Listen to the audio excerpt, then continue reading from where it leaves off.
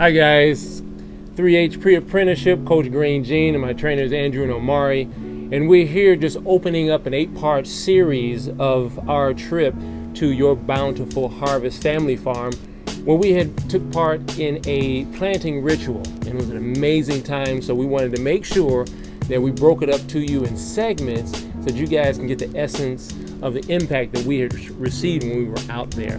So this first segment has to do with Sophia Rashid, and she is the actual lead steward, an urban farmer who's over your Bountiful Harvest family farm. And she opened up just discussing the type of foods that were being planted and grown for this particular season. And she also had talked about the importance of food sovereignty. And what I found so interesting is that not only did she talk about food sovereignty, but the importance, how important land and water also was so important to consider when you talked about farming needs.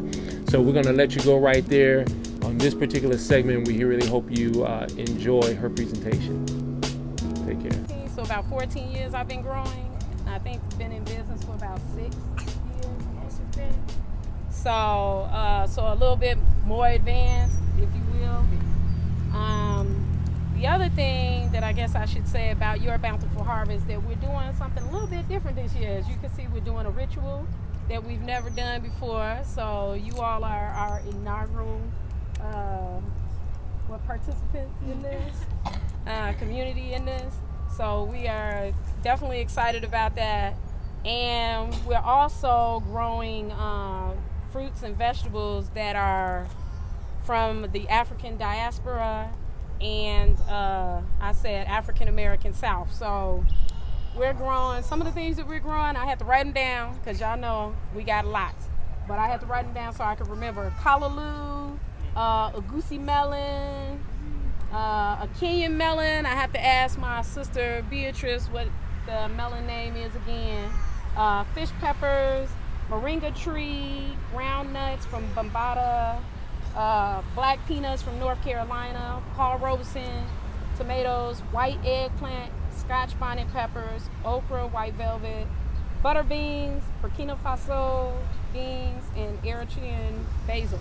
So those are just some of the things that we're growing. I probably missed something, but those are the ones that I could remember when I was writing this down.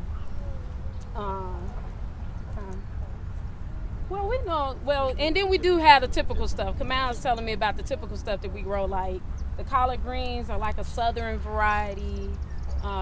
We got the typical kale, your peppers, a lot of different peppers.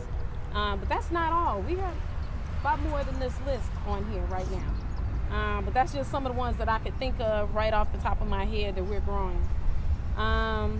The other thing that I wanted to kind of point out is the reason why I kind of have this t-shirt on, where we're talking about how we nurture and protect land, water, and food sovereignty.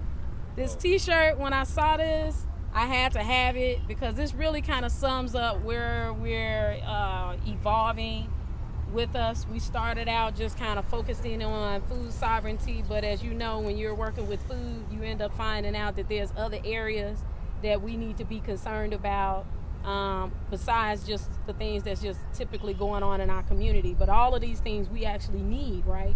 We need to be able to free the land. So one of the things I wanted to give you is the definition that La Campesina gives for food sovereignty. And this is what I believe as well. So I'm going to read this to you, which is: food sovereignty is the right of peoples to healthy and culturally appropriate food produced through ecologically sound and sustainable methods, and their right to define their own food and agriculture systems.